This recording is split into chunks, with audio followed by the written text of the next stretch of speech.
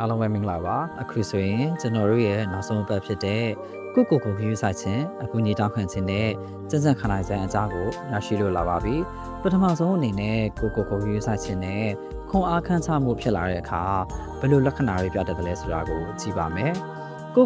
ယူဆိုင်ခြင်းဆိုတာစင်ခန္ဓာမဟုတ်ပါဘူးမရှိမဖြစ်လိုအပ်ချက်တစ်ခုပါဒါဟာခန္ဓာကိုယ်စိတ်ခံစားချက်တွေနဲ့လူမှုဆက်ဆံရေးတွေကိုဂရုစိုက်တာကိုဆိုလိုပါတယ်ပြုစဆက်ချပေးသူတယောက်ကတခြားသူတိုင်းကိုယူဆိုင်ပေမဲ့သူ့ရဲ့ကိုယ်ပိုင်လိုအပ်ချက်တွေကိုတော့လှည့်လည်ရွှေ့ထားမယ်ဆိုရင်ခွန်အားခန့်ချမှုဖြစ်လာပါတယ်။လက္ခဏာတွေကတော့အမြဲတမ်းပြင်ပနေခြင်း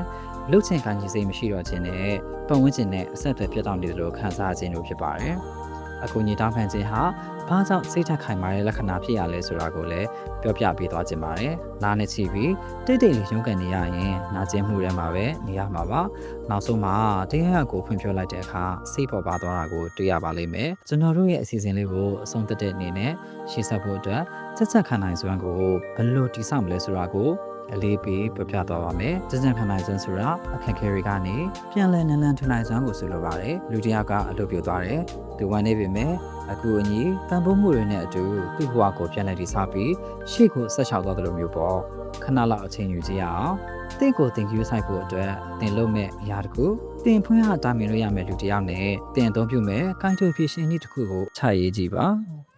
ကျွန်တော်တို့ရဲ့လေးဘတ်စာစစ်ချက်မာရေးခီးစဉ်တွေကတော့ဆုံးသက်သွားပါပြီပြီးခဲ့တဲ့ရက်သက်တစ်ပတ်တွေတခြားတော့ဒီနေရာလေးမှာကျွန်တော်နဲ့အတူအချိန်ပေးပါဝင်ပေးခဲ့တဲ့အတွက်ကျေးဇူးတင်ပါတယ်ကိုစားခြင်းဆိုတာအပြိုင်ဆိုင်လုပ်ရမယ့်အရာမဟုတ်ဘူးဆိုတာသိရပေးပါလိုအပ်တဲ့အခါအကူအညီတောင်းဖို့မလေးပါနဲ့ပြီးတော့ကိုဆက်လက်ကြည့်ဆိုင်ပေးပါလောလောဆယ်တော့နှုတ်ဆက်ခဲ့ပါရခင်ဗျာ